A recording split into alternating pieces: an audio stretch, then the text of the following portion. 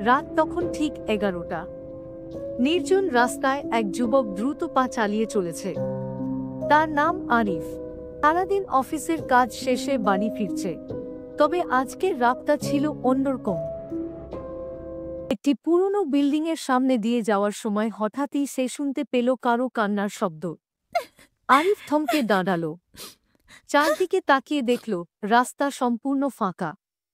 কিন্তু কান্নার শব্দটা স্পষ্টভাবেই আসছে সেই পুরনো বিল্ডিংয়ের দিক থেকে। সে একটু এগিয়ে গেল। দরজাটা আধখোলা ছিল।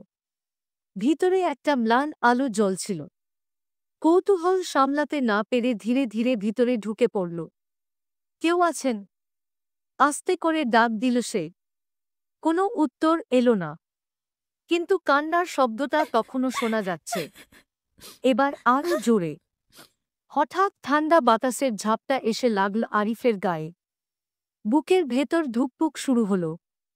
হঠাৎ একটা কালো ছায়া সিঁড়ির উপর দিয়ে দ্রুত নেমে এলো। আরিফ পেছনে সরে গেল। এবার সে স্পষ্ট দেখতে পেল একটি ছোট মেয়ে দাঁড়িয়ে আছে। গায়ে সাদা ফ্রক, চুল এলোমেলো। ভাইয়া, আমাকে সাহায্য করুন, কাঁপা কাঁপা গলায় বলল সে। আরিফ এক পা এগিয়ে গেল। কি হয়েছে তোমার? মেয়েটা কিছু বলতে যাবে, ঠিক তখনই সিঁড়ির উপরের ঘর থেকে একটা বিকট চিৎকার এল। আরিফ চমকে উঠল। সে বুঝতে পারল কিছু একটা খুব ভুল হচ্ছে এখানে। তার পা পিছিয়ে আসতে চাই, কিন্তু মেয়েটা হাত চেপে ধরল। প্লিজ ভাইয়া, আমাকে এখানে রেখে যাবেন না। আরিফ দ্বিধায় পড়ে গেল। কিন্তু তার মধ্যেই একটা লম্বা ছায়ামূর্তি ধীরে ধীরে সিঁড়ি বেয়ে নামতে শুরু করল। তার চোখ দুটো জ্বলজ্বল করছে। আরিফের মাথায় তখন একটা কথাই ঘুরছিল, এটা কি বাস্তব নাকি কোনো ফাঁদ? ঠিক তখনই একটি গুলি ছুটে এলো। সেই ছায়ামূর্তি ধপ করে পড়ে গেল।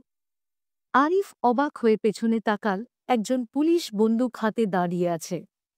পুলিশ এগিয়ে এসে বলল, আপনি ঠিক আছেন? এই বিল্ডিংয়ে বহু বছর ধরে অপহরণ চলছিল। এই মেয়েটাকেও আটকে রাখা হয়েছিল। আজ আমরা ফাঁদ পেতেছিলাম। আরিফ হতভম্ব। সে বুঝতে পারল আজকের রাতটা